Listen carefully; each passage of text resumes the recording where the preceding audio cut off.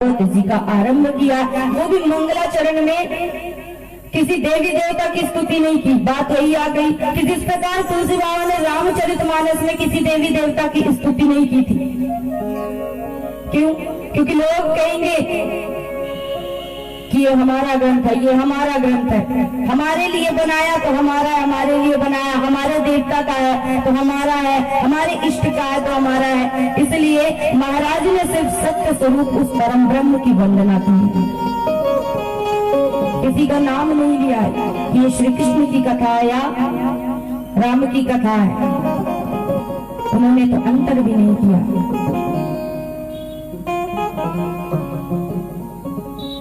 भागवत जी में 3 बार मंगलाचरण हुआ। प्रथम स्कंद में व्यासदेव का, द्वितीय स्कंद में सुखदेव जी का और तीसरा विश्राम में हुआ है सूत जी महाराज। तो मंगलाचरण के द्वारा भी बताया है कि उस सत्य स्वरूप परम ब्रह्म ने कैसे अवतार लिया और कैसी कैसी लीलाएं की। तो आइए सुंदर कथा में प्रवेश करते हैं। जन्माद्यश्यतो दयादितर्ता शाके सदीग्यस्वरा तेने ब्रह्महृदायादितवये मुह्यन्ति यदसूर्या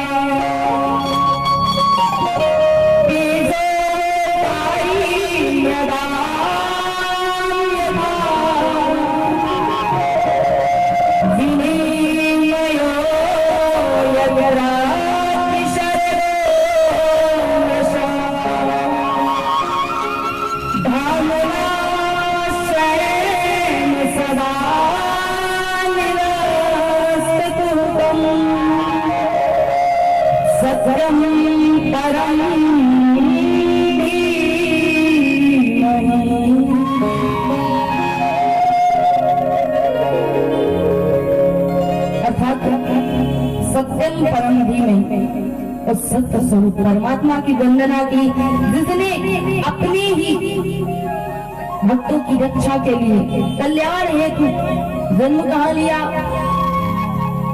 मथुरा में, कारागृह में, और जन्म लेते ही कहाँ चले गए? गोकुल की ओर। जन्माद्यश्यतो दयादितर्ता अर्थात सौराट रूप लेकर के, विशाल रूप लेकर के जिसने अवतार तो लिया मथुरा में, लेकिन अवतार लेते ही, जन्म लेते ही जो सीधे चले गए गोकुल। उन प्रभु की तेने ब्रह्महृदाय आदि कवये, अर्थात उसी परम ब्रह्म की लीला को महाराज इसीलिए पहले बता दिया है कि कोई ग्वाल वाला समझ के कथा मत श्रवण करना। बड़े बड़े ठाकुर जी की लीला में विचलित हो गए, जो स्वयं वेदों के स्वरूप थे, गोपियों का स्वरूप लेकर के आए थे, अवतार लेकर के आए थे। यहाँ तक तो इनको तो छोड़िए, स्वयं ब्रह्मा जी जिसको उसी परम ब्रह्म ने बनाया, वो भी उनकी लीला में मोहित हो गए, और ऐसे मोहित हुए कि उनको समझ नहीं आया, भ्रमित हो गए। ब्रह्मा जी की भी छोड़िए, जिस पर विराजमान शेषनाग, जिस पर वो विराजमान होते हैं, उन शेषनाग ने भी उनके भाई के रूप में अवतार लिया, बलराम जी के रूप में, और वो भी उनकी लीला को नहीं समझ पाए। तेने ब्रह्महृदाय आदि कवये मुह्यन्ति यदसूर्या, अर्थात मोह को प्राप्त हो गए। ऐसे श्री कृष्ण सत्य स्वरूप प्रभु परम ब्रह्म, जिनको प्राप्त करने के 3 धाम, यत्र षड्गो नशा, अर्थात पहला स्वर्ग है वृंदावन सर्वप्रथम, दूसरा स्वर्ग है मथुरा, और तीसरा है द्वारिका। तो इन तीनों धामों का जो व्यक्ति आश्रय लेता है वो साक्षात उस परमात्मा का प्यारा होता है, और उस भगवान को कहीं ना कहीं अनंत प्रयासों के बाद कभी न कभी प्राप्त कर लेता है। तो ऐसे सत्य स्वरूप परमात्मा जो तीनों धामों में विराजमान है, उनका आश्रय लेकर के हम उन सत्य स्वरूप परमात्मा को प्रणाम करते हैं। दूसरे श्लोक में व्यास जी ने धर्म का निरूपण किया है। अब धर्म क्या है? आपके अनुसार धर्म क्या है? यज्ञ करना, कथा सुनना, मंदिर जाना, यही होगा धर्म।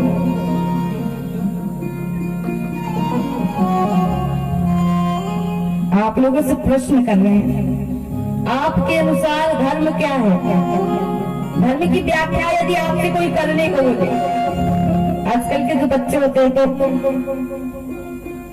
एग्जाम वगैरह देते हैं, परीक्षा, जनरल नॉलेज की बात है। यदि आपके प्रश्न पत्रिका में प्रश्न आ गया कि धर्म क्या है, तो आप क्या बताओगे? धर्म क्या है? पता है? अगर नहीं पता हो तो हाथ उठा दिया करिए, पता हो तो भी उठा दिया करिए, क्योंकि बिना हाथ उठाए हम समझ नहीं पाएंगे।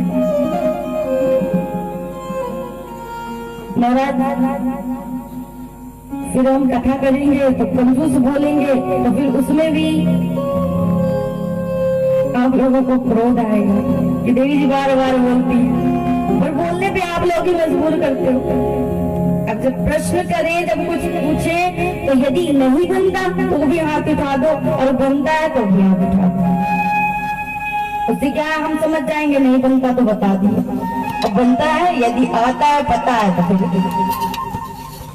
राधे राधे।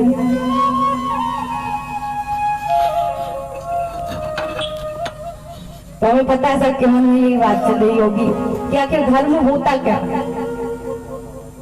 धर्म कुछ और नहीं है। धर्म न दूसरे साथ समाना, आगम निगम आन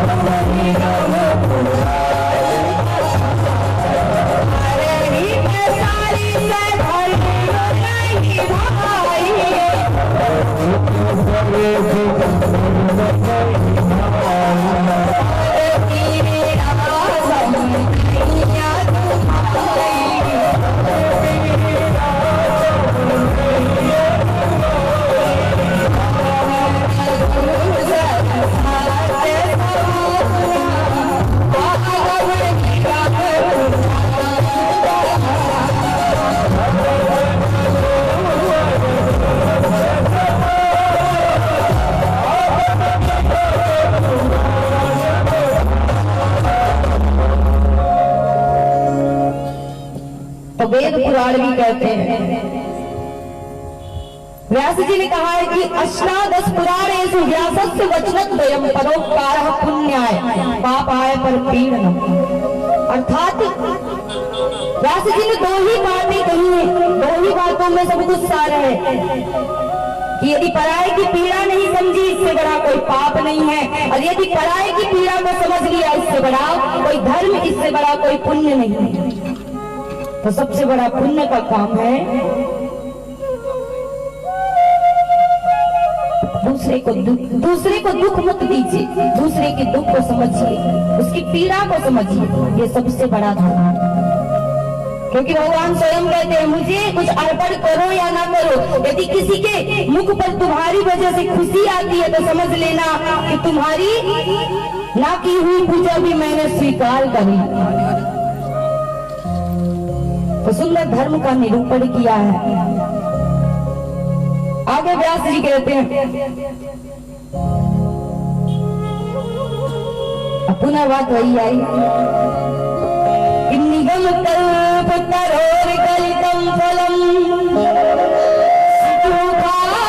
मृगद्रव संयुतम पिबत भागवतम रसमाल्यम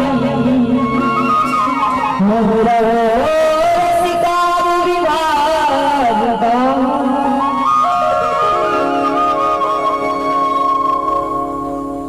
हमने ये बात कल भी बताई थी कि लोग कहते रहते ना, प्रश्न करते रहते हैं कि एक बार सुन ले कथा, दो बार सुन ले। महाराज वाई वाई कथा कहां तक सुने? तो बार बार कथा नहीं सुनोगे ना तो बार बार 84 में भटकना पड़ेगा। और यदि 84 में नहीं भटकना है तो यही तो भटक लीजिए। कुछ ना सही, कुछ ज्यादा ना सही, पर कुछ तो थोड़ी बहुत तो बुद्धि में चढ़ जाएगी। और कुछ नहीं चाहिए, मात्र क्या चाहिए? भक्ति चाहिए। भक्ति क्या है? भगवान का नाम है। अच्छा, माया किसको किसको चाहिए? माया चाहिए या माधव चाहिए? क्योंकि भगवान के पास दो ही वस्तुएं हैं, माया और भक्ति। तो एक बार किसी ने प्रश्न किया कि प्रभु यदि माया लेंगे तो क्या होगा? बोले देखो, मेरे पास दो वस्तुएं हैं देने को। यदि माया लोगे तो मुझे नहीं पाओगे, संसार को पाओगे। और यदि भक्ति लोगे तो मुझे पा जाओगे, संसार छूट जाएगा। अब तुम्हारे ऊपर है, तुम्हें क्या चाहिए? तो व्यक्ति ने यही सबसे बड़ी मूर्खता कि माया हमें तो भटक रहा है, लेकिन भक्ति अभी नहीं है अंदर। इसी के लिए बारंबार कहा जाता है कि कथा श्रवण करिए। एक बार नहीं, 1000 बार। जितनी बार आप सुनेंगे उतनी बार नया लगेगा। ना लगे, पुराना ही लगे, लेकिन महाराज हम कहते बार बार सुनो। मन नहीं लगता तो भी बैठे रहो, आके बैठे रहो पंडाल में। कोई नहीं, बैठने वालों में तो गिनती आ ही जाएगी। जब भगवान के धाम पे लिस्ट बनेगा तो उसमें बैठने वालों में तो गिनती आ जाएगी। और एक बार राधा नाम लेने का भी बहुत बड़ा महत्व होता है। यम की पूरी नहीं देखना पड़ता, इसलिए बारंबार कहते कि राधे राधे करते रहो। राधे राधे। अभी बहुत से लोग ऐसे हैं जो नए हैं,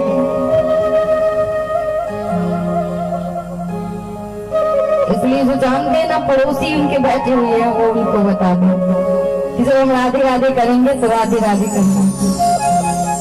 तो महाराज वही कह रहे हैं, व्यास जी वही कह रहे हैं कि ये वेद क्या है? निगम कल्प वृक्ष और श्रीमद् भागवत कथामृत उसका पका हुआ फल है। तो बोले महाराज ये फल नीचे कैसे आया? बोले और कैसे आया? सुख जो होता है, तोता पक्षी जो होता है वो मीठे फल पे ही अपने चोंच को मारता है।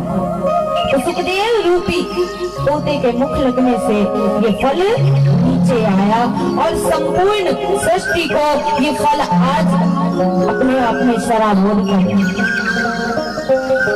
तो बोले महाराज एक बार नहीं, 1000 बार। कितनी बार सुने? बोले मुहुरहो रसिका विवादता, अर्थात बार बार उसका पान करो। एक बार नहीं, जितनी बार हो उतनी बार इस रस का पान करो। भोजन प्रतिदिन करते हैं तो भोजन तन की जरूरत है, भजन मन की। इसलिए जब भोजन प्रतिदिन करना है तो भजन भी प्रतिदिन करना है। ये नियम बनाइए जीवन में। सुंदर भगवान की सत्य स्वरूप भगवान का वर्णन किया है। आगे अब चलेंगे उसी नैमी सारण्य क्षेत्र में। वहां पर शौनकादिक 88,000 ऋषिगण श्रोता बने हुए हैं और श्री सूत जी महाराज वक्ता बन करके उन्हें भागवत की कथा का पान करा रहे हैं, रसास्वादन करा रहे हैं। तभी शौनकादिक ऋषियों ने प्रश्न कर लिया कि महाराज आज हमारे मन में कुछ प्रश्न उठ रहे हैं। अरे एक नहीं, कई प्रश्न उठ रहे हैं। 6 प्रश्न आ रहे हैं मन में। आपका ज्यादा समय नहीं लेंगे, बस थोड़ा सा हमें हमारे मन में जो भ्रम है उसे दूर कर दीजिए। सूत जी महाराज मुस्कुराए और कहते, पूछिए। कि मुझसे शास्त्र सारा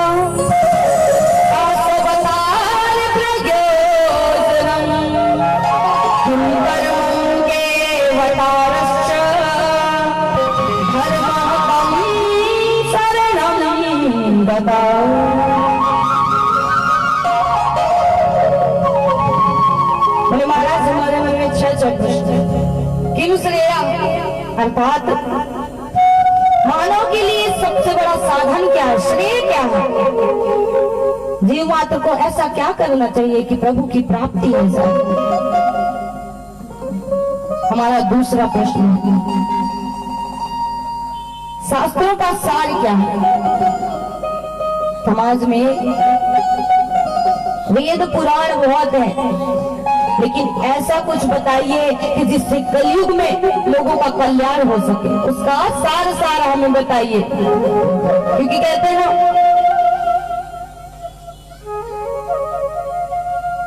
न पढ़ी है गीता मैंने, न वेदों का मुझे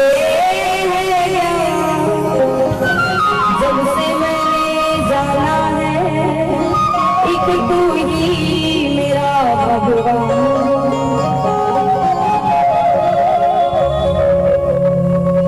तो हम गीता का सार जान सकते हैं, न पुराणों का सार जान सकते हैं, ना तो वेदों का ना शास्त्रों का।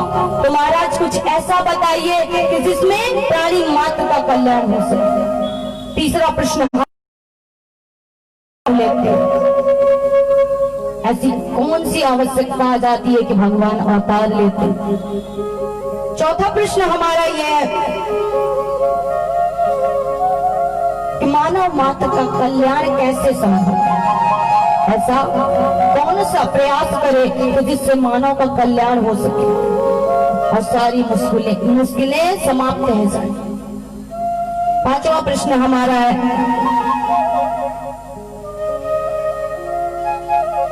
अभी तो पूछा कि भगवान अवतार क्यों लेते हैं, अब पांचवा प्रश्न हमारा है कि भगवान के अवतार कितने हुए? के अवतार, अर्थात भगवान के अवतार कितने हुए? और छठा प्रश्न हमारा ये है कि महाराज जब प्रभु अपनी लीला को संपन्न करके अपने धाम को गए तो धर्म जो था वो किसकी शरण में गया? आप हमें बताने की कृपा करें। सूत जी महाराज ने सुना है तो बड़े प्रसन्न हुए और कहते हैं, ऋषियों आपने बड़ा ही उत्तम प्रश्न किया है। मैं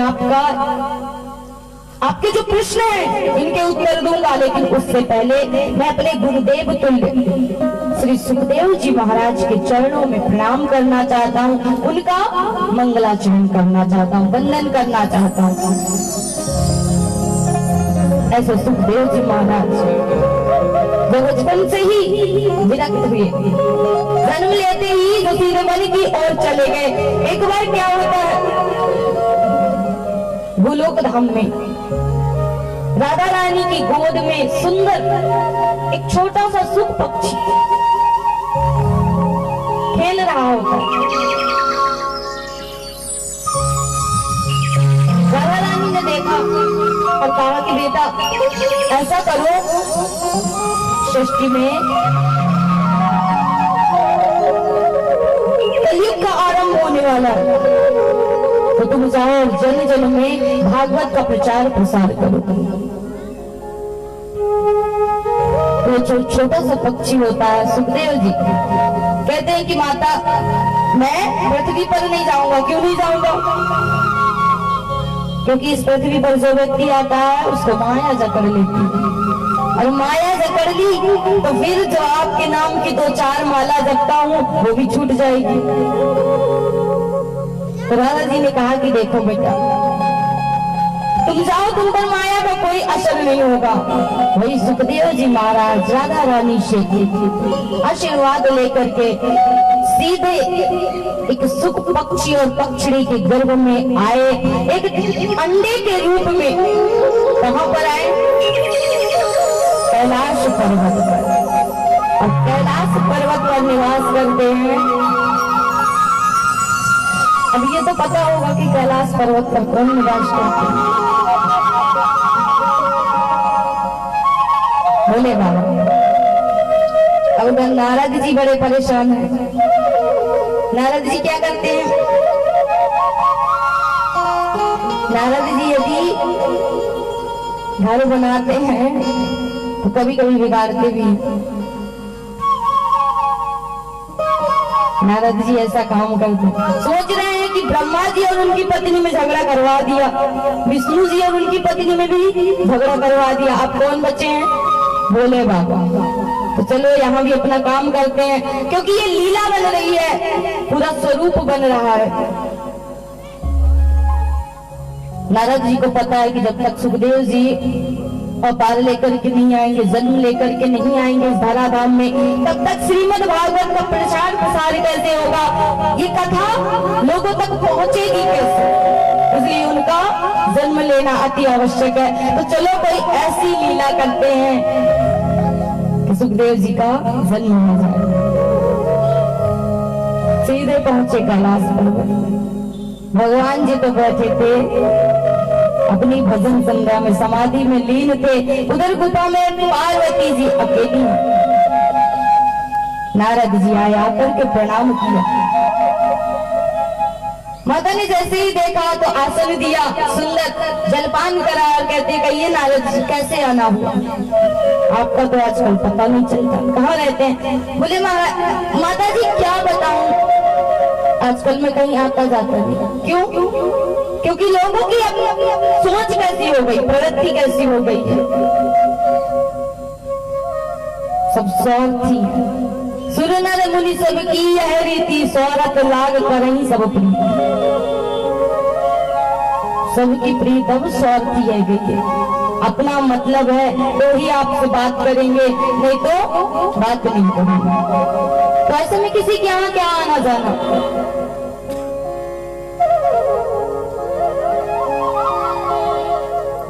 पार्वती जी ने जैसे ही सुना तो कहती कि महाराज हमारा तो बड़ा अच्छा है, मैं तो आपसे क्या बताऊं, मेरे पति तो मेरे से इतना प्रेम करते हैं,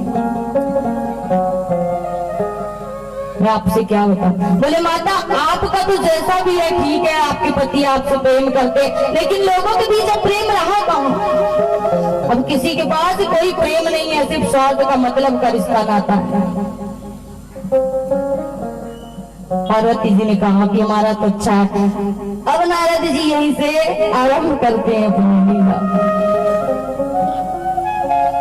बोले माता एक बात बताइए, आप कहती हैं आपके पति आपसे प्रेम करते हैं, तो आपसे क्या क्या बताते हैं? बोले मैं क्या बताऊं नारद जी, मेरे पति तो ऐसे हैं कि आप मानोगे नहीं कि मुझसे कोई बात नहीं छुपाते, इतना प्रेम करते हैं, सब कुछ आके बता देते। यहाँ तक कि कान में गुरु जी ने जो गुरु दीक्षा दी है, गुरु मंत्र दिया है, वो भी किसी से नहीं बताना चाहिए। शास्त्र कहते हैं कि किसी से नहीं बताना चाहिए। एक बार रामानुजाचार्य जी का नाम सुना होगा, बहुत बड़े संत हुए। अपने गुरु जी से दीक्षा ली और पूछा कि गुरुदेव इस मंत्र का क्या महत्व है? अब लोग कहते हैं कि इसे बताना नहीं चाहिए। क्यों नहीं बताना चाहिए? तो उनके गुरु जी ने कहा कि देखो यदि इस मंत्र को तुम बताओगे तो इससे तुम्हारा तो तुमको तो पाप लगेगा, लेकिन जो तुम्हारे इस मंत्र को सुनेगा और जाप करेगा उसका कल्याण हो जाएगा, उसको इस संसार में भटकना नहीं पड़ेगा। तो रामानुजाचार्य जी ने क्या किया कि एक ऊंचे से टीले पे जाकर के चढ़ गए और जोर जोर से उस मंत्र का उच्चारण करने लगे। लोग आने लगे, सुनने लगे, जो उनके अन्यायी थे उनसे चलते थे, वो जाकर के उनके गुरु जी से बताते हैं। गुरु जी ने आकर के कहा कि अरे मूर्ख ये क्या कर रहा है? बोले महाराज आपने कहा ना कि इस मंत्र को बताने से उन लोगों का कल्याण होगा जो ये मंत्र को सुनेंगे, तो मुझे भले पाप लग जाए लेकिन ये मंत्र से यदि समाज का कल्याण होने वाला है तो ये मंत्र मैं तुम्हें प्रदान करता हूँ।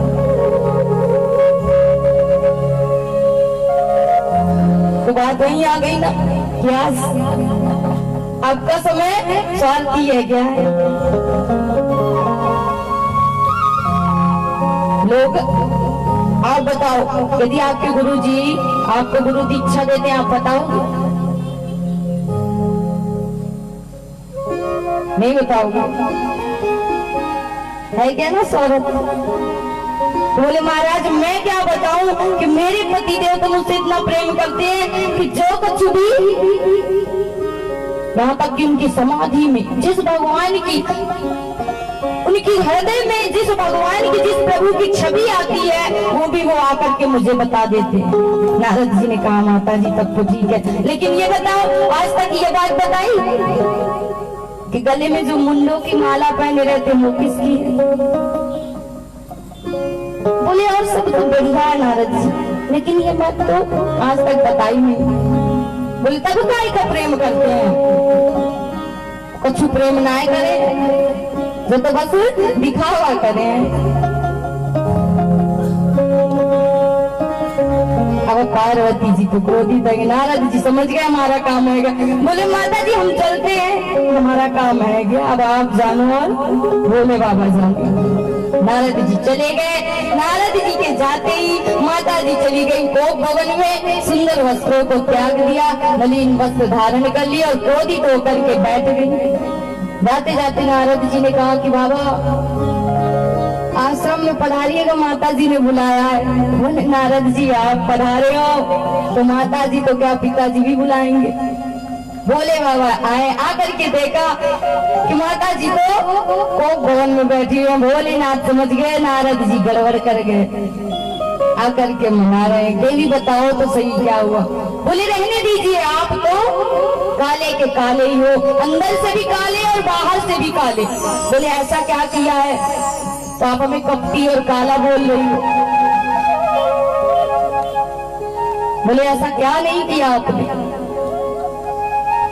24 घंटे जो गले में मुंडों की माला डाल के घूमते हो, आज तक बताया कि उसमें किसके मुंड लगे हैं? बोले बाबा ने समझाया कि देवी इतनी सी बात में यदि मैं आपसे प्रेम करता हूँ तो उसका एकमात्र सबूत यही है कि मैंने आपके ही मुंडों को धारण कर रखा। आप तो अजर हो, अमर हो, जगदम्बा हो, पराम्बा हो, लेकिन जब लीला के सिद्धि से आप प्रत्येक युग में प्रत्येक जन्म में अवतार लेती हो तो उन लीलाओं की, उन छवियों की आपकी याद बनी रहे, इसलिए मैं आपके मुंडों को इस माला में पिरो के धारण कर लेता हूँ। और आप कहती हो कि आप तो कपटी हो। तो बोले अरे बाप रे आप तो महाकपटी निकले। बोले वो कैसे? बोले ऐसे कि बताओ मैं तो मरती हूँ, फिर जन्म लेती हूँ, फिर अवतार लेती हूँ। आपने ऐसी कौन सी औषधि पी रखी है कि आप नहीं मरते हो? बोले बाबा बेचारे, बोले भोले हैं, उनका तो नाम ही भोले है। कहते हैं देवी यदि इसका कोई औषधि है, दवाई है तो मात्र एक ही है, श्रीमद् भागवत कथामृत। ऐसी कथा है जिसका मैंने पान कर रखा है और जिससे मेरी मृत्यु नहीं होती, मेरा जन्म नहीं होता। तो पार्वती जी कहती हैं कि मुझे भी उस अमृत का पान कराइए। भोलेनाथ ने कहा कि देखो देवी मैं आपको कथा तो श्रवण कराऊंगा, लेकिन कथा की 3 विधियां होती हैं। भागवत की कथा हमेशा सामने बैठ करके सुननी चाहिए, कभी पीछे।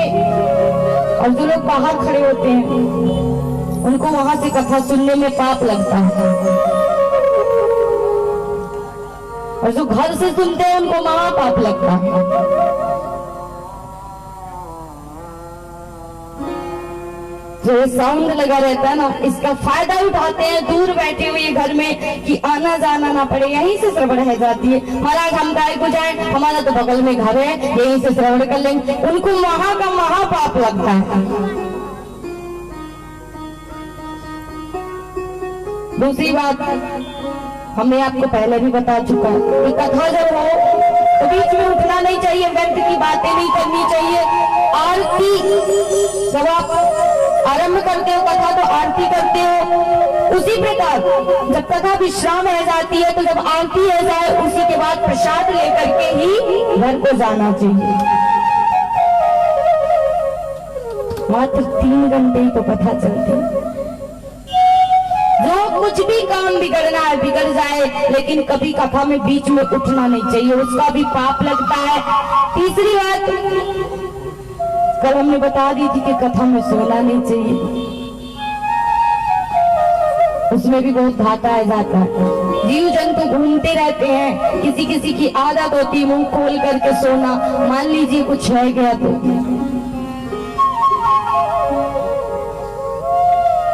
खासकर जो सोन होता है कुत्ता, उसकी तो आदत जानते हैं आप।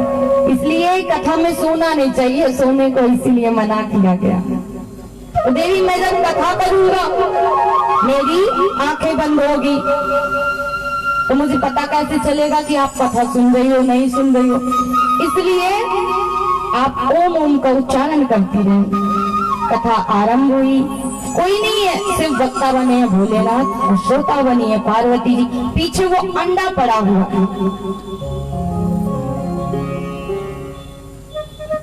जब सुखदेव जी ने अंडे का स्वरूप लिया तो बर्फीली हवाएं चलने लगी और वो जो पक्षी और पक्षिणी थे वहां से उड़ करके चले गए। उस अंडे को वहीं पर छोड़ दिया है, वो अंडा फूट चुका। पहले दिन की कथा आरंभ हुई, उस अंडे में जीव का प्रादुर्भाव रह गया, अंडा फूट गया। प्रत्येक दिन की कथा हो रही है और वो छोटा सा सुख पक्षी बड़े आनंद से उस कथा को श्रवण कर रहा है, बड़े भाव से कथा सुन रहा।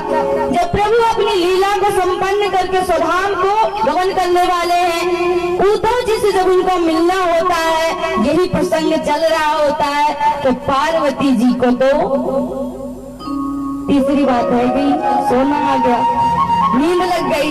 अब नींद लग गई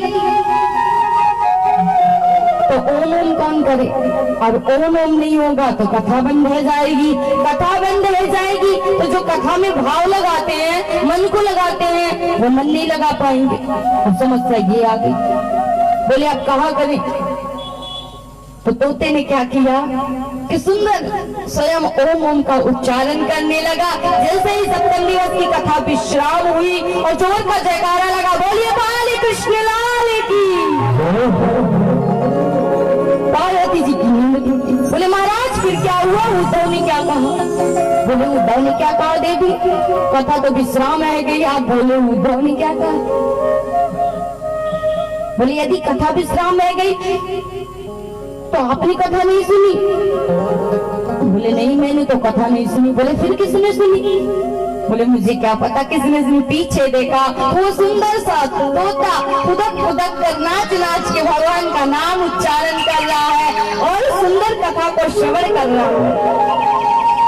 भोलेनाथ का क्रोध भड़क उठा और त्रिशूल लेकर के उसे मारने दौड़े, क्योंकि भोलेनाथ ने पहले ही कहा था कि कथा हमेशा सन्मुख सामने बैठ करके श्रवण करनी चाहिए, आगे पीछे दाएं बाएं पीछे बैठ करके कथा नहीं सुननी चाहिए, हमेशा कथा सामने बैठ करके सुननी चाहिए। कहते देवी मुझे इस बात से क्रोध नहीं है कि इसने कथा श्रवण की, मैं इस बात से क्रोधित हूँ कि मानो इसने पीछे से कथा श्रवण करके ब्रह्म विद्या की चोरी की है। त्रिशूल लेकर के मारने दौड़े और जैसे ही कैलाश पर्वत से उड़ता हुआ वो सुख पक्षी आया तो नीचे पड़ता है बद्रीनाथ धाम, सुंदर सम्यप्रास आश्रम। महर्षि वेदव्यास जी का सुंदर आश्रम बना हुआ है। उसी आश्रम में दोनों पति पत्नी बैठे हुए थे, आपस में चर्चा कर रहे थे कि महाराज बुढ़ापा तो आ गया और अभी पुत्र नहीं हुआ, संतान नहीं हुई। व्यास जी ने समझाया देवी धीरज रखो, धीरे धीरे सब संभव हो जाएगा। तभी वहां से भोलेनाथ दौड़ा रहे थे सुख को।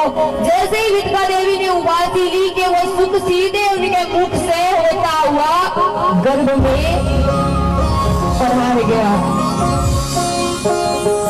भोले बाबा आए, आकर के देख करके चले गए। व्यास जी से पूछा महाराज आपने किसी तोते को देखा? व्यास जी ने कहा बात कहाँ रहेगी महाराज, ये तो बताओ। सारी बात भोलेनाथ ने बताई। तो बोले महाराज पहले तो मैं आपकी बुद्धि को सोच रहा हूँ। आपने ही कहा था कि श्रीमद् भागवत क्या है, वो अमृत है जिससे जीवन मरण का बंधन छूट जाता है। और आप ही कह रहे हो कि मैं उस तोते को मार दूंगा। तो मार कैसे दोगे महाराज? जब उसने कथा श्रवण कर ली तो वो तो अजर अमर है क्या? बोले बाबा समझ गए और वहां से चले गए। वही सुखदेव जी महाराज जो 12 वर्ष तक गर्भ में रहे और जन्म लेते ही जिन्होंने ग्रह का त्याग कर दिया। एक दिन विठका देवी कहती है कि